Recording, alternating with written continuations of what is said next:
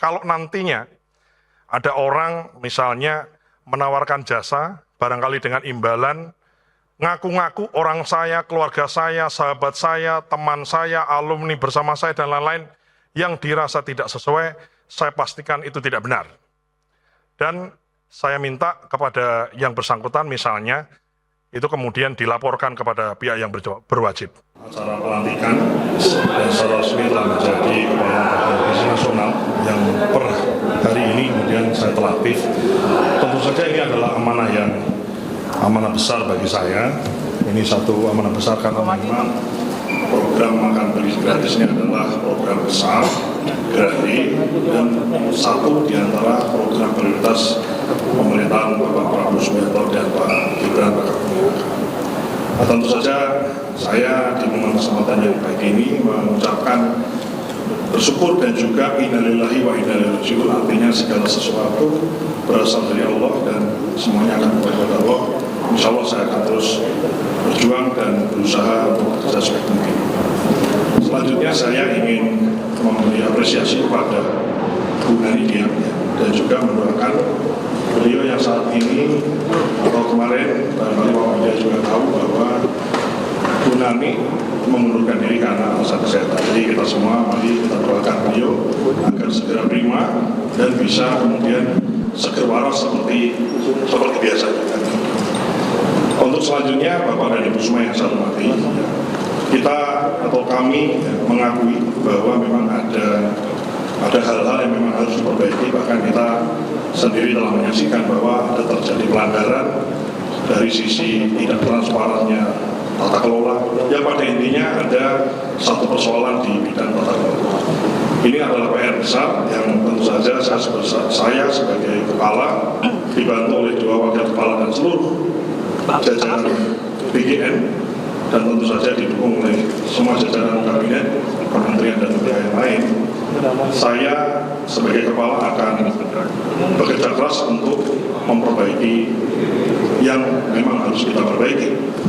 Yang tidak transparan harus kita buat transparan. Mungkin barangkali kalau ada yang masih manual, bagaimana caranya supaya tidak manual atau bisa secara digital ada record. Dan yang memang harus kita perbaiki. Yang tidak transparan harus kita buat transparan. Mungkin barangkali kalau ada yang masih manual, bagaimana caranya supaya tidak manual atau bisa secara digital ada recordnya. Dan yang sembunyi-sembunyi tidak boleh lagi terjadi dan segalanya harus terang benderang. Ini adalah anggaran besar yang bersumber dari rakyat dan harus diperuntukkan untuk rakyat. Jadi ini adalah program dari rakyat untuk rakyat. Tentu saja setiap tetes rupiah yang dikeluarkan harus betul-betul sesuai dengan tujuan program. Jadi bukan hanya menyediakan makan, tapi menyediakan gizi yang sesuai, yang baik untuk anak-anak kita, ibu-ibu yang hamil, ibu-ibu yang menyusui, dan juga para lansia.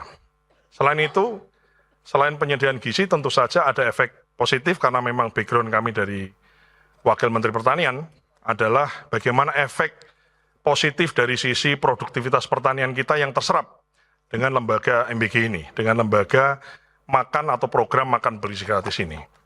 Ini adalah program grande. Saya di beberapa kesempatan menyampaikan bahwa program ini tuh ibarat Pac-Man, jadi apa-apa dimakan. Kalau kita lihat dulu, ada orang mandi-mandi susu, sekarang insya Allah tidak ada lagi. Ada orang buang-buang wortel, insya Allah tidak ada lagi.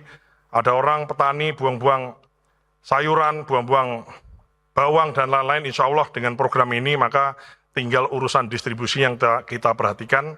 Salah satunya adalah, mohon maaf mungkin sedikit flashback di Kementerian Pertanian, adalah adanya program pemenuhan telur dan ayam yang tersebar di luar Jawa, karena memang secara distribusi di luar Jawa ini dipandang memang masih kurang dan oversupply di Pulau Jawa. Bapak Ibu semua yang saya hormati, saya di momen kesempatan yang baik ini dan diliput oleh seluruh media ingin menyampaikan bahwa dengan menjadi kepala ini tentu ini suatu tanggung jawab dan saya ingin menggunakan media ini untuk menekankan secara publik bahwa saya memiliki keluarga, saya memiliki sahabat, saya memiliki teman, rekan siapapun itu termasuk alumni dan seterusnya.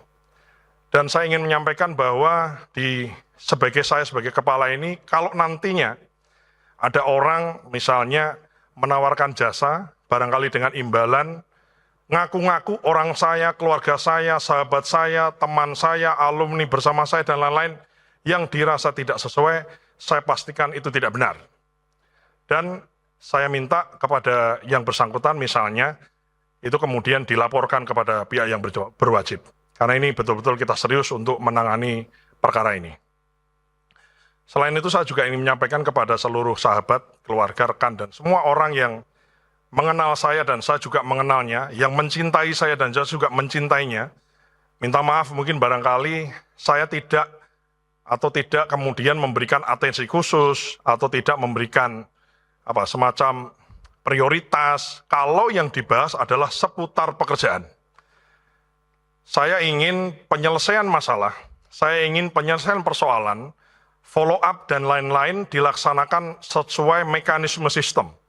Jadi kita bukan lagi trust in person, kemudian kita bicara di ruang-ruang yang remang-remang yang gelap, di private room di restoran, tapi segala sesuatu harus dibahas di ruang-ruang yang terang dan transparan dan dilihat orang. Saya kira penting untuk saya sampaikan.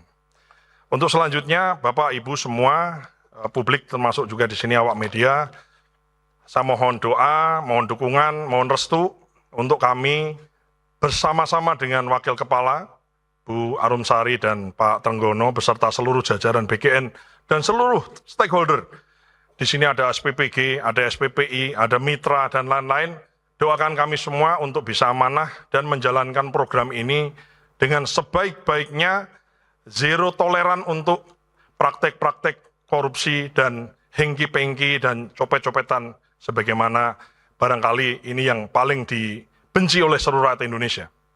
Saya di sini meyakinkan bahwa yakinlah bahwa saya di detik ini berkomitmen untuk kemudian kita kerja dengan sebaik-baiknya dan sebersih-bersihnya. Namun kami bukanlah Superman, ya tentu saja kan tidak mungkin saya selesaikan persoalan atau program ini saya selesaikan sendiri.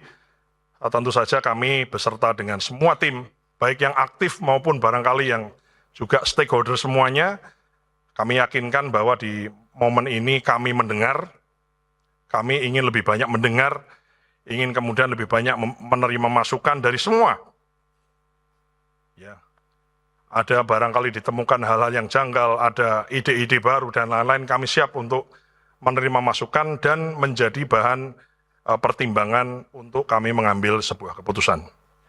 Bapak Ibu semua yang saya hormati, ini adalah tugas berat, anggarannya besar, grande, seluruh Indonesia, dan ini adalah program Bapak Presiden menyangkut demokrasi atau demokratisasi gizi ke seluruh anak kita. Kita harus melihat diri kita bahwa memang masih banyak anak-anak di mana-mana yang membutuhkan sentuhan asupan gizi lebih supaya tumbuh kembang baik otak maupun fisiknya maksimal. Ini adalah program besar, program jangka panjang, dan saya siap untuk kemudian mendengar semua aspirasi untuk kami pertimbangkan dalam kami mengambil keputusan. Saya kira itu yang bisa saya sampaikan. Wassalamualaikum warahmatullahi wabarakatuh.